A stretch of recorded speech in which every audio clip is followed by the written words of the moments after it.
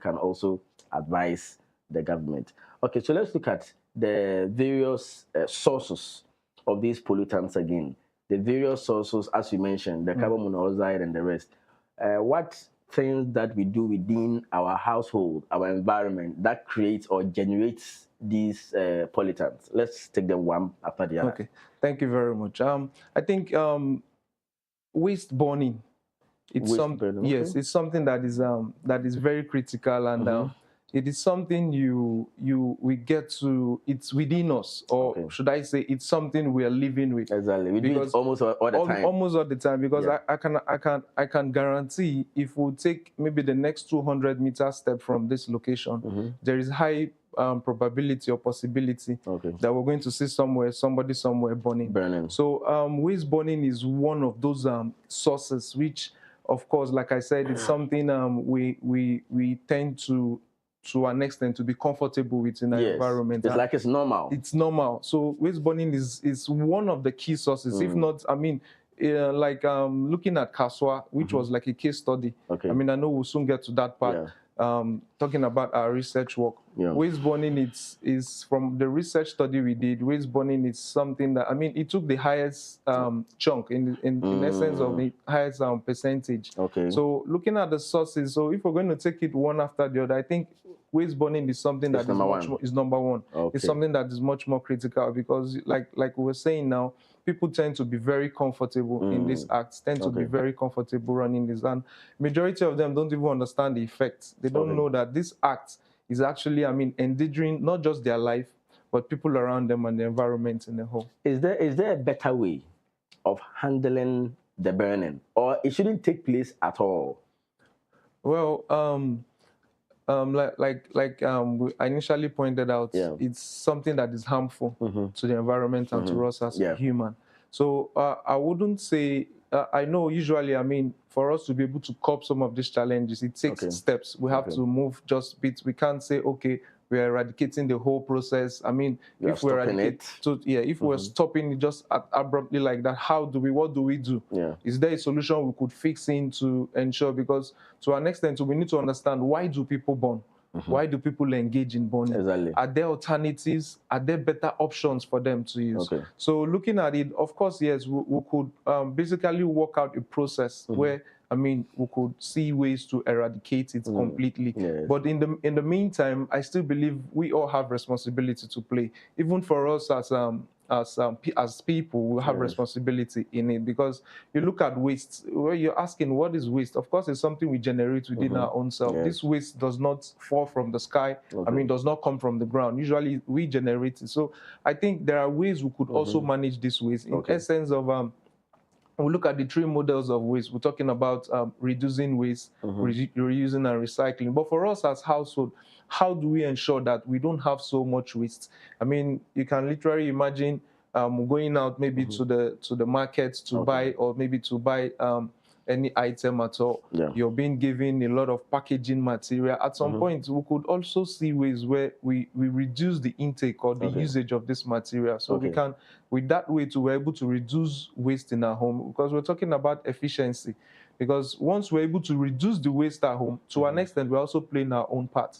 So that also helps us in a way that we don't generate much waste. And looking at, I mean, also what happens after. We're also looking at what ways can we also manage the waste we generate. Exactly. That's where I want to come in there. You see, let's give a typical example. Like where we are, ITV premises, there are, just behind the TV station, there's a patch of land there, a piece of land. So if the owner decides to clear the land and gather the rubbish or the leaves or the weed, and it decides to burn it, is there an alternative? Could he have done something else with it instead of just burning it? Absolutely. A lot can be done to that. But I think, like, I mean, for also the benefit of our viewers, once we generate waste, it is advisable we do what we call segregation. You see, because the waste we generate, we've got several kinds of waste. We've got the waste that like plastic waste, which of course generates, you tend to see a lot of it. we've got paper waste, we've got packaging material waste. Then you also talk about the waste, maybe where we cut our trees and all that. Yes. So those kind of waste are easily manageable because they can easily go through the process we call composting, where these are just natural materials. You talk about the trees, they just go through that process and they move back into the environment. But unlike plastics, if you keep the plastic there, it remains there. So what I think we should also consider is looking at segregation. So from our household, we are able to ensure that, okay, for the rubbers, the plastic, we have a section where we tie them. Then for like the food waste, we also have a section where we keep them. Just like maybe where we prune our trees and all that. We could also have ways to manage that. Like for those plastics, you're talking about plastic today. Plastic is money. It's not what it used to, because I mean, at this point now, you could easily sell even your pure water rubber, your plastic, and you're going to earn money from it. So the same way our food waste, we're also looking at how do we ensure that this food waste too, we don't tend to maybe dispose like the instance you gave. We could also do what we call composting. What does that mean? That also helps us. Like for some of us that have gardens at home, we could take this food waste, mix it with the soil there, and it boosts the soil, helps the plant to grow. So when you look at waste, it's not necessarily, I mean, it's not waste until you just want to waste it. So there are ways of us to manage. Like, I mean, for some of the waste to, we also look at, okay, what are the systems we have in place in terms of disposal? We'll know, yes, we don't encourage, we're looking at ways to reduce waste to our landfills, but we also have the waste collectors. So which, instead of burning, we can hand our waste over to the waste collectors for them to take it to, take to the next step. We have really handled when it comes to the air pollution and the carbon monoxide generation part. So now let's go to the next source of these pollutants. So we've talked about the first pollutants. Now let's go. Are there any other sources of these pollutants? Yes, there are other sources of pollutant. Like, I mean, also looking at our environment, we'll also look at we also experience pollution on our road, because if you look at some of our inner roads too, that you realize, I mean, the infrastructures are not so good. So and you look at this road, we tend to have a lot of dust on this road. And this is something also that is also not good for humans and also our environment, because you look at, I mean, imagine when a vehicle passes or runs through a road, or a motorbike runs through a road, you see the amount of dust that goes to it. And you also realize in some of this neighborhoods, you see some of the houses, the nets, they are clogged with a lot of dust, even sometimes the houses as well. So this is also another source as well. But I know, looking at it, you're looking at, okay, the infrastructure, that responsibility, of course, will still boil down to the government, how they can help us, I mean, with the road and all that. When it comes to the ITV premise, for instance, just in front there, you see there are some potholes right over there, and it's always generating dust.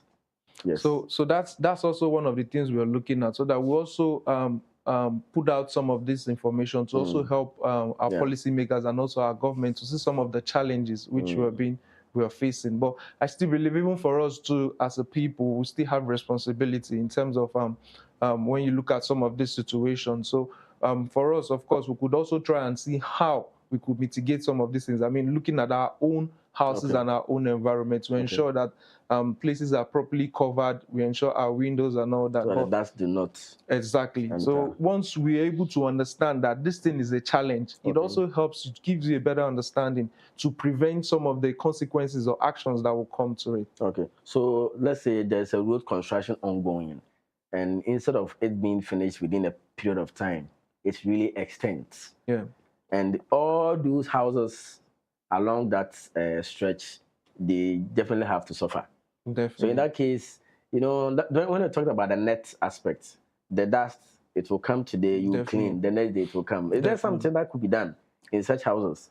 Well, like I said, the most important thing is to always run through to the source. I mean, how do we ensure that our roads are not, I mean, kept in such situation? And looking at, of course, I understand where we're looking at from the government view to ensure that some of these infrastructures are laid out, which, of course, looking at their responsibility towards that. But I think that should also be a key focus, because once we are able to clear that part, ensure that the roads are fairly enough, good enough for us to use. I don't think we will have that usual challenge. But also another thing again that also help for household too is when we imbibe the culture of building trees, having trees in our home. Okay. See, these trees also help us to suck in this carbon because looking at those pollutants that pops up, it's the responsibility of the tree. That is one benefit of having trees. It helps you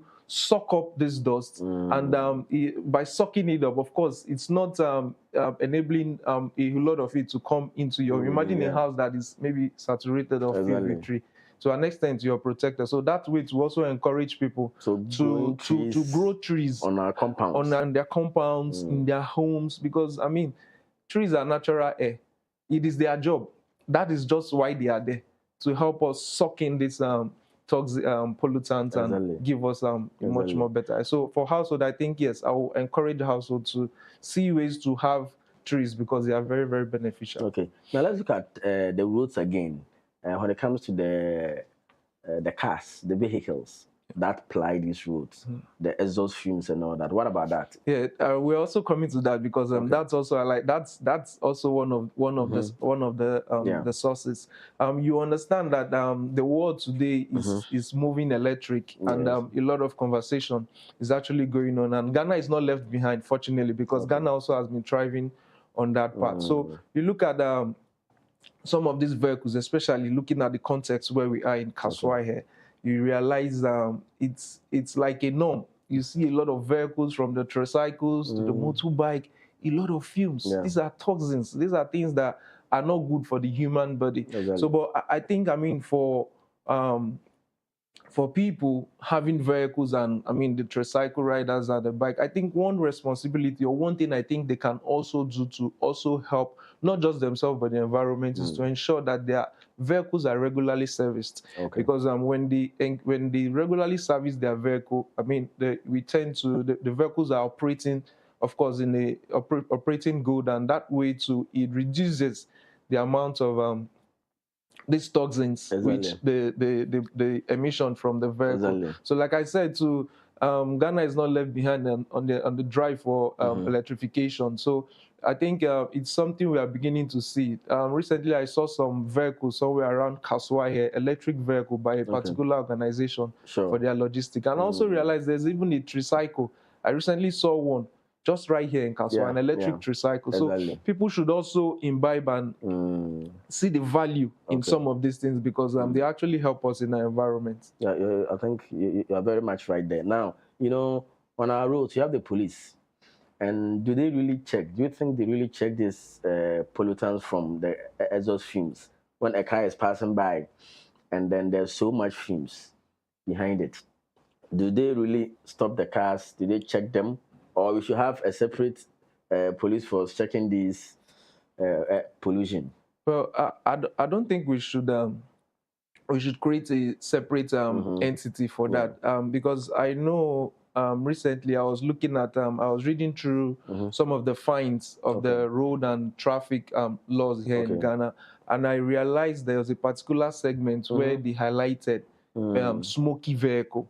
Oh, sure. So yes, so it's already in existence. So of course, enforcement is another thing entirely. But like I said, it's not something we have to create another entity because it's already there. If you look at it, you realize majority of some of these things we're saying or what we're doing, you already have them in laws, you already have them in the system. But how to implement it? Yes, enforcement has always been been the issue. So it's not something we need to drive in, maybe getting a new. It's already there. So it's just for us to see ways how we can enforce some of these laws. And of course, education about it is also very key because some people might feel maybe they don't know. Some don't, or let me just put it that way, some are not aware. So we need to also see how we could drive that social awareness so that people are aware, they understand. So it's not just going to be maybe the police force coming in to enforce some of these laws or people see it binding on them, but they understand the consequences because when they actually do understand the consequences, they understand that it is beneficial for them. For them and people around them. Like you're the one sitting in the car. Yeah, so that way, I think, because if you know something is causing you harm, you understand that this thing is causing you harm, in the long run, where you have to spend so much in the hospital, you want to take precaution. Exactly. So once we're able to create that social awareness, let people understand. So I think when they understand, coming to it, to play into it, I don't think it will be much more difficult. All right, we will continue with that. There's one thing on Galamsey, so I'll be coming on that. Okay. All right, there's managers who feed you so that ITV Ghana that change medicine, and the topic I discussing is about air pollution. Opinion and if you know, which means a Brofon Kwan or a Nigerian, Mr. Paul Wachuku of free quality breeze. Now, much may do Mudina and say, or year and churches from if I quite ever saw yen patrimony environment, you know, and no my home you. And no my a day a fee, and no maybe ba a year and my home koyimuno. Na esen ha assassin, and no encomo, any fortuna, or more shena, or more, and a yen fide so you know, a train and commo. Shannon, so you may, you know, you sumu live, or ITV Ghana, a Facebook, and so Sansona, a YouTube, and so ITV Ghana, into witting alcohol. Now, so person your link, and also after say I heard made in a win, so I send me message call 0249 631 462 0249 631 462 and come out to train so ho ase be sabin so obitimi asane message afa 0249 631 462 ko fun na nkro be body e guso a twetwe sa my research so ko bi efa sa enkoma a twetwe nti enche ibedu ho. All right, Mr. Wachuku, so let's move on to Galamsey. I think you know what Galamsey is? Yes. Yes, and the rate at which it is really destroying the environment. When it comes to the pollution aspect of it, let's look at it.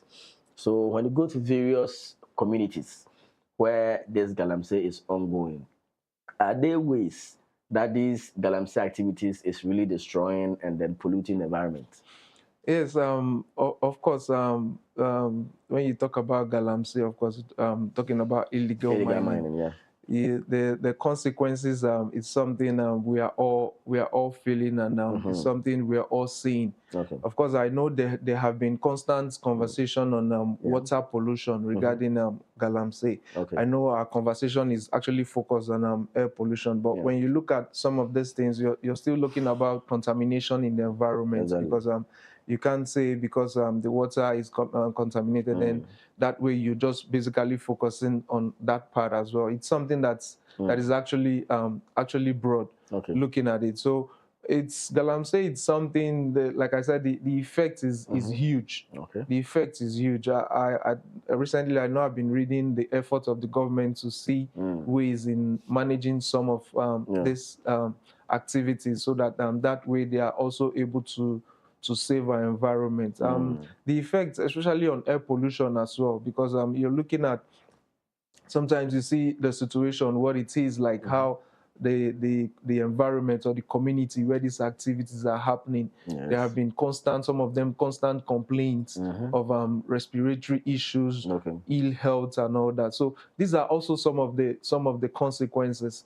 So, but I wouldn't really want to dwell much on Galamsey. And like I said, it's something that the effects we could all feel. And like I said, I know to an extent the government also is putting a lot of eyes and a lot of priority. Not just the government, civil society too. Exactly. I've been talking a lot about Galamsey, pushing a lot to see how best we could help COVID. Exactly. But of course, for us as a people, we also need to be responsible. We need to understand that some of these actions we are taking today will affect the future. Exactly. Because imagine a situation where we take some of these acts just because we want to feed for today, or because we want to ensure that maybe we make money for today. But what happens tomorrow? Are we making the money today to live for tomorrow, or we are making the money for today to destroy tomorrow? Exactly. So the message should be understood that even when we engage in such acts, we should understand that we should, and whatsoever it is we're doing, we should realize that there is tomorrow. Because if the forefathers didn't make provision for us, didn't keep some of these things, I don't think we will be enjoying it. Because imagine our forefathers, engaging in Galamsey, destroying the environment. Maybe today there will be nobody in Ghana because we won't be able to live in the environment. So, but when you build that consciousness, you understand that whatsoever activity you're doing, always ensure that you think of tomorrow. So that way you don't come destroy the water bodies. By the time you destroy, there will be no water for your children growing up to, when they grow up, they don't get to see good water to drink, or you pollute the environment, making it difficult. So I think I'll just wrap it up on Galamsey to say whatsoever action, whatsoever activities we are doing today, we should ensure that we whatsoever thing we do, we ensure betterment of tomorrow, but not to destroy our future. Okay. Before we move on to the research that your organization has done, is there some other information you want to give us concerning these pollutants and the sources of the pollutants so that the public and the viewers can be very much aware? Okay. There's the what I also want to also let some of our viewers, our viewers to understand is the air pollution. I wouldn't want to go into data calling numbers maybe to confuse or to prick or to just rave people's thoughts. But air pollution is something that is critical. It's something that we have to really look inward to see ways we could actually curb air pollution, because looking at it, you realize what are the causes of air pollution? They are mostly human activities. It's mostly the acts we engage in. And what are these acts? Waste burning. You realize people feel so much comfortable doing this, but they are actually destroying their own self, not just destroying their own self, people around them and also our environment. Today, we see spike, complaints, people being sick, people going to hospitals. At the end of the day, we are spending much more money. But if we can, within our own self, stop some of these acts which we engage in, like I said, especially the waste burning, I believe, yes, we'll make our environment and we'll also make our community better. Well. Okay, so now Breeze, you've been into surveys and research, and recently you have come up with one research finding. I want you to let us go through the research, the methodology, how you did it, and what was the objective, and I don't know if you really have achieved that objectives and the information you need to give to the public on that. So let's flow that. Okay, thank you. Breeze actually started. We started Breeze last year. Okay. And Breeze, I always say the motivation is personal. I have my kids. My second son, he's asthmatic. Okay. So I understood what it was. Most times when he gets series of this asthma attack, it makes you're always on the rush, going to hospital, taking him to the hospital. Sometimes you just have to sleep over, and series of doctor's appointments. So, I felt it as a parent, because running through all the time to hospital just because of this, and you realize what actually triggers some of this. The asthma, which the challenge which he was facing at that point in time, was more of activities in the environment, because the environment was kind of toxic in terms of inhalation of smoke, like I said, where people were burning and all that. So it makes him very uncomfortable. So we're able to run through all this. At some point, I felt, if I'm going through this and he's also, feeling all this pain, I can only imagine what other parents who's got kids that are asthmatic, and the children as well, what they are facing. So that was what brought about Breeze last year. And the focus of Breeze is, our focus is basically seeing ways we could improve air quality in our community. Okay. So that was the drive, and that was what prompted us to, and the motivation for Breeze. So for Breeze, we felt, how do we also help our community, because Breeze is a non-profit organization, by the way. So we felt, how do we also help our community and also help parents and kids that are asthmatic? So that was actually where we started the research process came into it, where we felt, it would be very good for us to carry out a research, that research to help us understand the dynamics of air pollution. So, and good on our research, our case study was in Kaswa. We used Kaswa as our case study. So we just wanted to understand the dynamics of air pollution. So just wanted to understand the sources, then also prick people's perception. And that way too, we also look at the health implication. Then we also delved into the policies. So good for us. We also involved the Municipal Assembly, the Environmental Department. We also got them involved during this process. Then Ghana Health Service, also the Directorate, we also got them involved, because we felt, looking at the health implication, we could also get information from the doctors, our health workers, to let us understand, are people complaining about this? Then also for the environmental part too, we also wanted to understand what has been done What is it that we have already in place? Yes. So these are basically what how the dynamics of this research work did. And of course, we also communicated with people in the community. We made questionnaires, interviewed a whole lot of people to basically get information. Just, on our questionnaire, I know we were asking most people, how do they dispose their waste? We just wanted to get an understanding. Okay. Also, we also wanted to get a feel what it was in their home. Are they also feeling this impact? Do they sometimes feel maybe the environment is a bit uncomfortable? Do they get this foul odor smell? So these were some of the metrics we used, and that we were also able to build information for the research work. Okay, so I think we have understood the whole methodology. So now let's go ahead and then give us more insights into the research that was done. Like as you mentioned, you use Kaswa. Yes. And definitely for Kaswa, you will get so much results. Exactly. But on the hindsight, you can see most things are going on wrong. Yeah. So how did it go with the information from the Municipal Assembly, the EP, Environmental Protection Agency, and all that? So Kaswa as a case study, how did it go? Well, there was a whole lot of observation. I must tell you, we had a whole lot of observation and a whole lot of learning in carrying out that research. Because there was also some parts too that when you say it sounds, you feel, why would it be? Like we have what we call air quality monitor.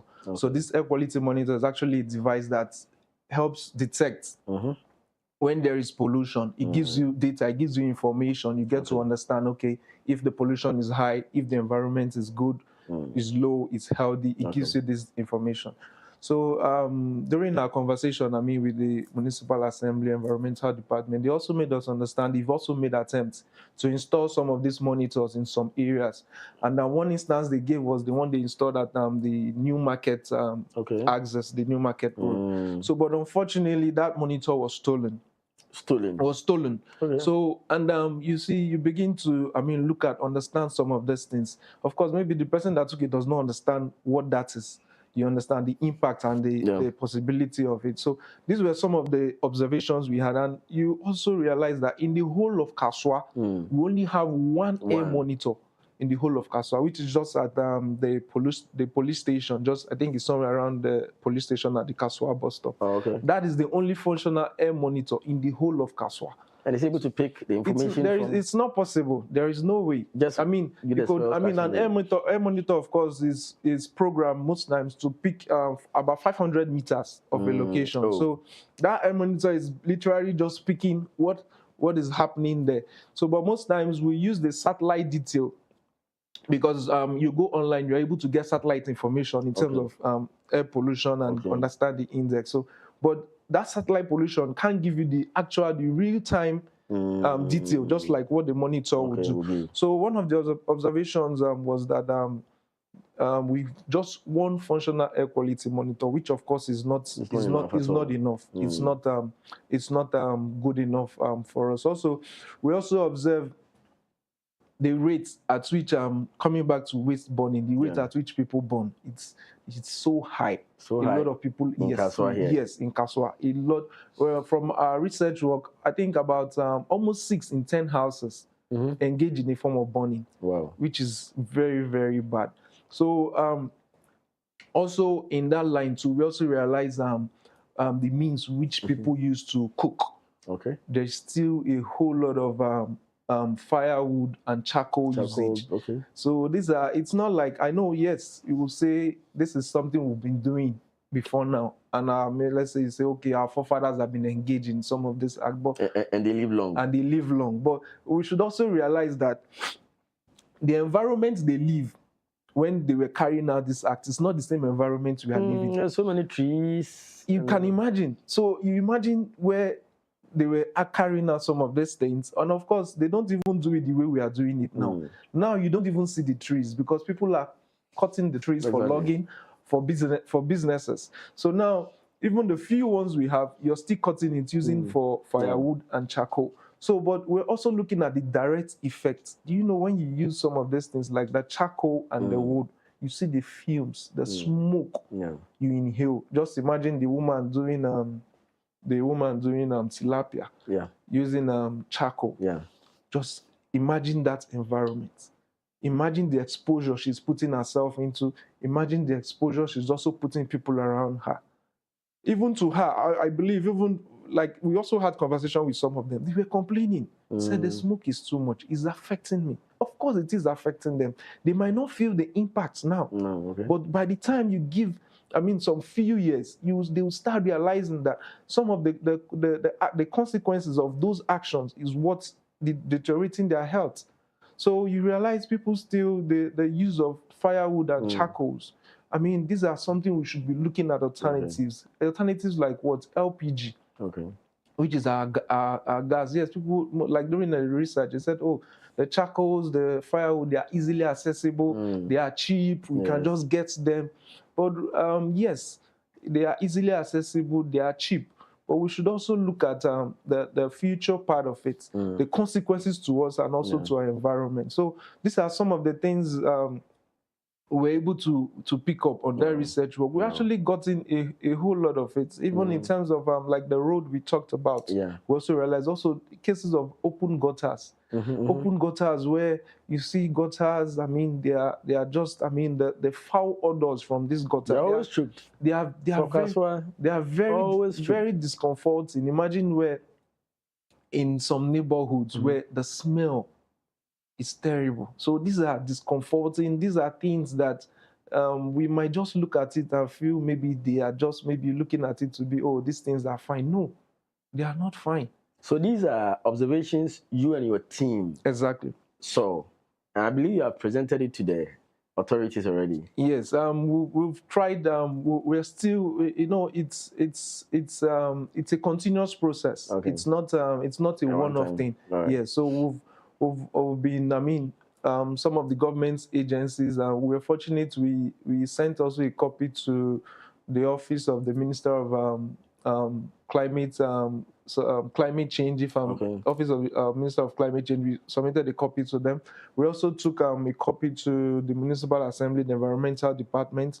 We also gave them a copy, and a couple of other agencies as well. So we will share. We will also ensuring that they tend to see some of the challenges and what the things we also face here in Kaswa, and also within the community too. We'll also be sharing to some persons and some people as well, so that they also get a better understanding. They get to read and see some of these observations. So from the observations too, I want to learn if you really learn from them that they have already put in certain steps to curtail some of these. Let's look at the choke gutters and then the open gutters.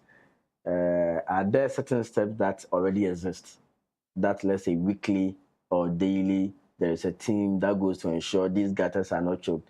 Is there some activity already ongoing at these institutions? Well, I wouldn't want to speak for the institution, but like I said, I see some of these things, like I said, it's a continuous engagement.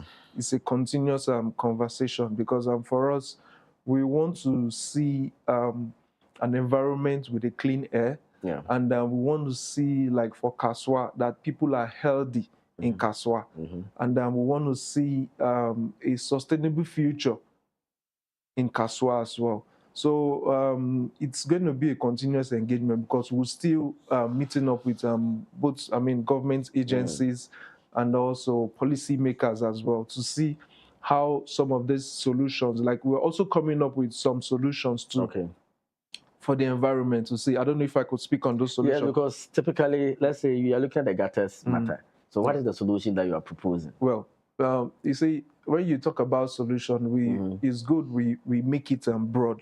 Like I said, it's good we always go to the sources of some of these challenges. Great. So once you are able to understand the sources, so that way we're able to look for a solution that we could drive it. And one thing about solution is, you can't just wake up and drop out the solution and see people do this.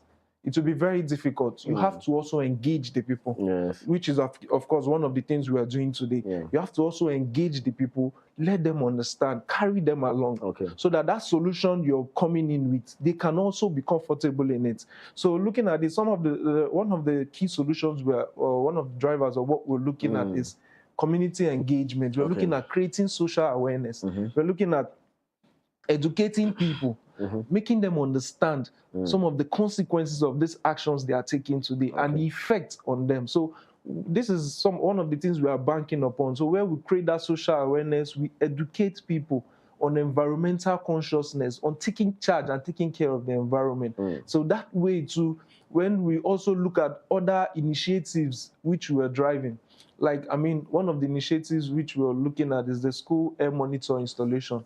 We have 2 initiatives. School air monitor installation. Wow. So this initiative actually is like what actually pushed this initiative for the schools were they were actually there was 2 focal points on that. The number one is we want to build awareness for school-going children.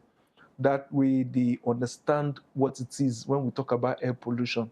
So that way they get a much more broader view and they are able to drive some of these solutions and drive this information to their parents, to their guardians, and to their friends. So let them understand. So when they see people engage in this act, they can tell them, this thing you're doing, this is the effect. It is not good for you. It is not good for the environment. So we want to build the consciousness of young people. So that is why we're taking this initiative to the school.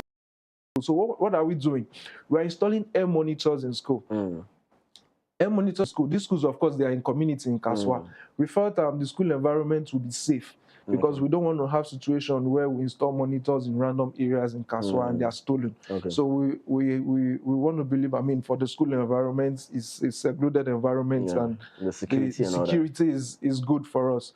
So that way we install in the school kids are involved in it, the school management is involved in it, and the fact that the school is also in the community, so it gives us reports in terms of data in the community. So that way too, we also involve the people in the community as well, because we give them access to this information. So you can imagine a situation where we are in this environment and with your mobile phone, you are able to know what is the index of, I mean, what is the air quality in this environment. So that way, imagine you access your phone, you are home and you access your phone, you realize the index is quite high, which is unhealthy. Of course, you will want to come out to see what actually is the problem, what is causing it. So we want to prick and build people's consciousness to understand that this is something we all need to put our hands together to do. So this is one of the solutions through that air quality monitor installation. So we're also collaborating with schools because we want to install these monitors in schools. And of course, recently our research work was selected for presentation at the Recent Clean Air Forum in Kenya, so which we presented. And unfortunately for us, a Swiss firm, IQA, offered us 3 monitors. They said they are going to send us 3 monitors. So we also want to utilize that to activate the school project we talked about. So we'll be selecting 3 schools in Kaswa, which will be installing this monitor. So we'll just look through and see schools that could hold these monitors that are embedded in the community.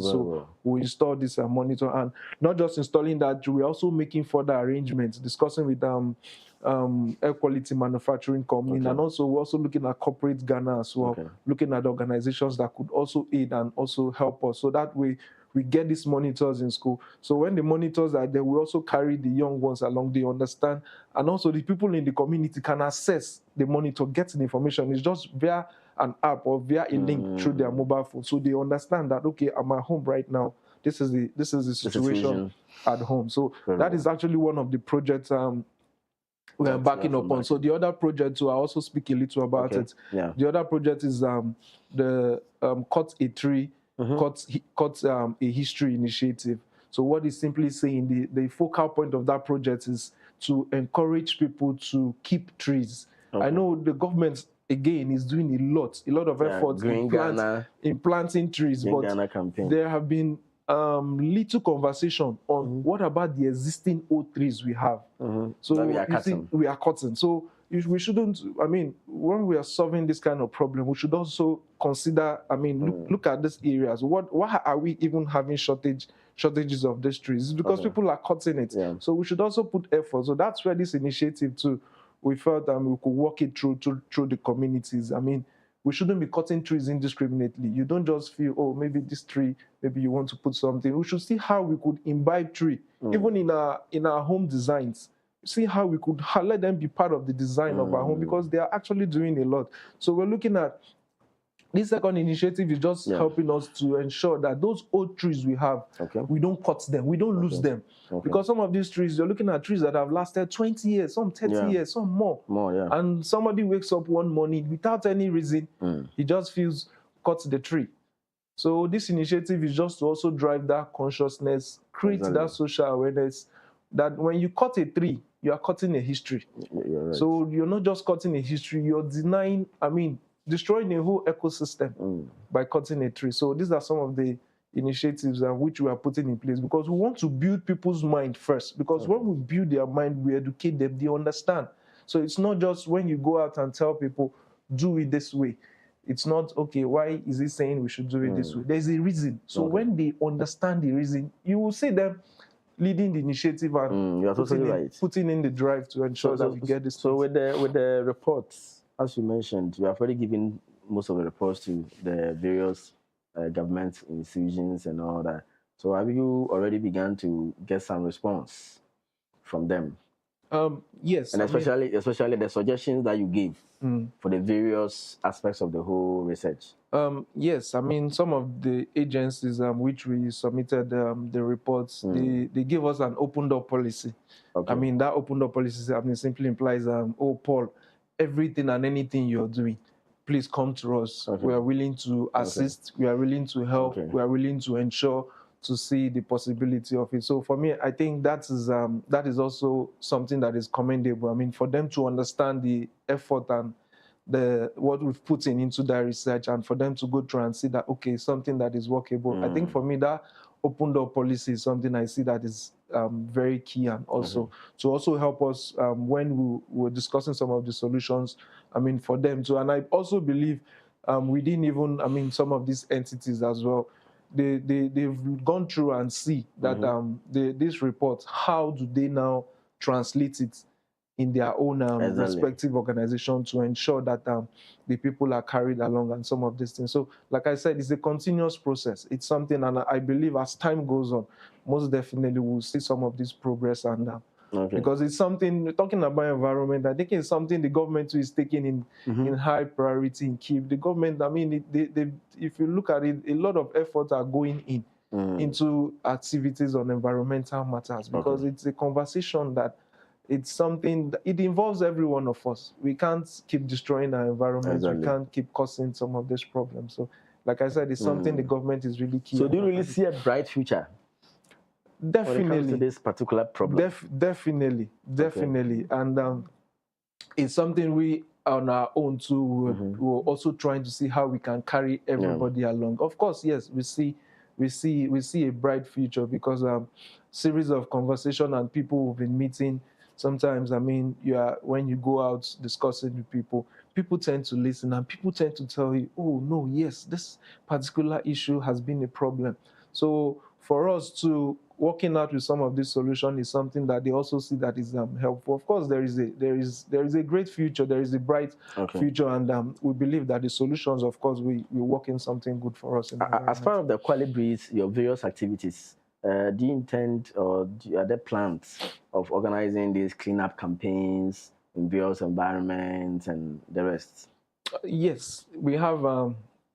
In fact, as I speak, we're having one of such campaign which we want to do in Kaswa, but we're still in the discussion stage of it, trying to put in one or two things together to get that rolling. Then also we're also working with with an agency too, where we want to involve journalists, because we feel, I mean, the journalists these are people that also they are part of the environment, and the journalists to also help us to propagate and bring information to the public. So we want to see how we could also train some journalists on environmental matters, train them on air quality. So this is also, I think, a project we're working on. By the end of September, hopefully, we tend to carry that. It's a workshop, actually, a one-day workshop. So we want to train and teach them on reporting on air quality so that they also get a better understanding. So when they go into communities, they know what they are looking out for. They also work with the community people and also help them propagate some of these things. So we have a couple of activities, and we are also open for collaborations. I mean, we want to see how we could educate children in school. We're also open to schools, come in there, have section with school children, teach them on air pollution, make them understand some of these consequences. Then we're also looking at a project too where we want to work with the Transport Union of Kaswa, the Kaswa GPRTU. Yes, we want to see how we could also work something out with them where we'll carry out some of these social campaign and cleanups as well, to just let people be aware, because for us the social awareness is key, because that is also very low. So with the GPRT, you must also be, I mean, draw the attention to the exhaust fumes. Yes, that is also, I mean, why one area we also want to work with them on, so that they are also conscious of their vehicles in terms of adequate maintenance. So that way too, they are also not causing harm or contributing this harmful substance to our environment. Okay, all right. Look at the time. We have about the next 10 minutes. We are bringing our conversation to an end. Is there something about your research and about the organization that you really want to add at this point?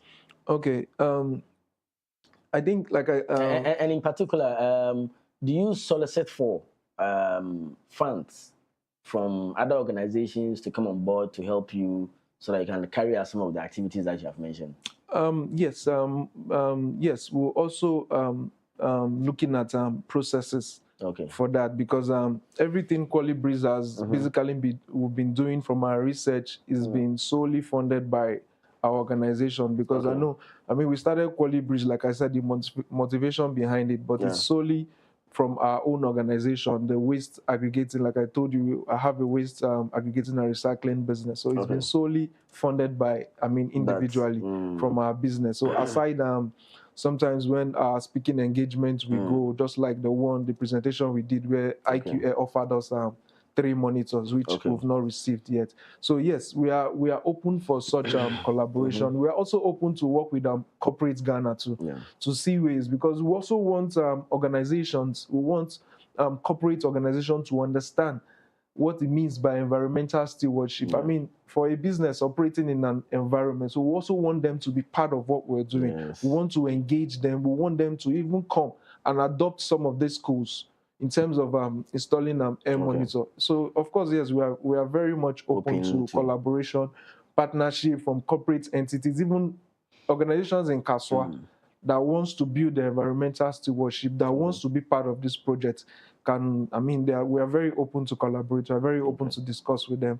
We look forward to such opportunity. So for ITV, as we have done today, we are also much open and then ready for any collaboration that you want us to, like the organizing of the seminar that you want to do. If you're even fixing these monitors in the various schools, you want ITV to come and cover it. Definitely. We are available to. Definitely. We'll definitely, I mean, for ITV giving us this wonderful opportunity to speak to people of Kaswa, it's something we want to take it just beyond today, because we want to also see ways where, like I said, on environmental, creating that social awareness. We also we'll see ways we could partner with ITV so we can be bringing this awareness to people. We can be bringing these solutions to people, letting people understand ways and parts ways they can play their own role to make our environment better. Of course, definitely we'll carry, once, I mean, we'll start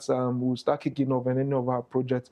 ITV is the first point of call. We'll come to and see ways we could work together and ensure, because like I said, the concentration right now is in Kaswa, and there's a reason why actually, I mean, we focus Kaswa. We just want to see how best we could drive some of these solutions in Kaswa. I know there are a lot of conversation. I mean, when you talk about equality, you get to hear a lot in most of the activities happening in Accra, because Accra is more like, okay, yes, the capital city, and where a whole lot of conversation around about it. But you get to see few conversations in areas like Kaswa, but we also want to drive Kaswa as well. We want to project Kaswa, we want to push Kaswa forward. So that is also some of the things we're looking at. All right, some messages came through WhatsApp, and one of them wanted to know if in your organization people can easily volunteer to be part of the organization. Yes. In fact, recently we made a post via LinkedIn. Okay. We were looking for volunteers, most especially that could speak Twi, speak Ga, and other languages here in Ghana, because we realized that we want to get to the roots, we want to get to people. Okay. So that way we are able to communicate some of the Ghanaian languages. The Ghanaian languages, so that we're also able to communicate with the people, let them understand. Because, like I said, we're looking at communities. How do we engage? How do we inform them? So the language too sometimes might be a challenge, because the fact that some might not be able to communicate fluently in English is also a problem. So yes, for volunteerism, we are very open. We are very, very open. We want volunteers. We want people, even aside the language part, people that see vision in what we're doing and they feel they want to be part of it. We are absolutely open. We are very open. Then at this point, let's know your office location and then some contacts. Okay. So you look into this camera. Okay. So for the contacts, you can reach us. At the moment, we also have a website, Qualibreeze. Although we're doing some reprogramming in terms of we're trying to upgrade our website, but it's active. You can get some information there. The website is qualibreeze.com. Qualibreeze is QUALIBREEZE.com. So you can log into qualibreeze.com. You get to see, get information there. And also my mobile contact is 059 113 7333. Let me take it one more time. 059 113 7333. That's 333. So you can always reach me on this contact. You can also reach us, check our website too. You can also check Qualibreeze online. We're linked on LinkedIn. Qualibreeze, like I said, is QUALIBREEZE. You can just check it on Google, Qualibreeze. You get information. Or basically, you just search my name, Paul Nwachukwu, online. You get to see a lot of activities and a lot of things we're doing. All right. So you're wishing that next time you come, you will have someone who can speak our local language. Definitely. So most of the viewers of ITV. I understand. We are working on that. Hopefully, as we move this collaboration forward, yes, we'll get some of our people working with us that could also help us in the languages, so that so it's not just going to be pure English, but we're going to be speaking our local languages so that people will get to understand. All right. Thank you, Mr. Paul Nwachukwu from Qualibreeze. Thank you so much for coming over for today's discussion. Thank you. It has been very informative. Definitely. Educative as well. All right. Other share me register more if you know Gusoda ITV. Did you make the name na eba na we na hwe ma ho fama ya loom fashion and loom kente on and a pam ma faso ya shemi fe loom fashion and loom kente o ma so no e wo Kaswa new market baby bia obia no ofre number me de beto dwe ya omo betimi age wo measurement no ma pam atade e de amount ade omo entoma bia bi wo ho especially within entoma no omo bi pa e wo ho sanso na ofa kente nso de a kente ahono bia kente type bia wo de ekwa dwumadi bia no it doesn't matter dwumadi kro obetimi anya kente a ene odwumadi no ebe ma chepa intisha no so omane so obefre loom kente loom fashion Madam Juliana ewo number yi so 024 650 1801 024 650 1801 024 650 1801 Odeshia was for Dr. Ahmed Kwaku so ne migina mu ma enua sobibo for Ramafo sobibo ana homfa no kakra na nyame ya adoma Monday so no oba beka yensa no ayɛ saa dwumadie yi nyame ya doma yɛbɛsan ahyia bio enche kra ɛwɔ apɔmuden ya ho dwumadie so kwasiada ɛbɛyi bye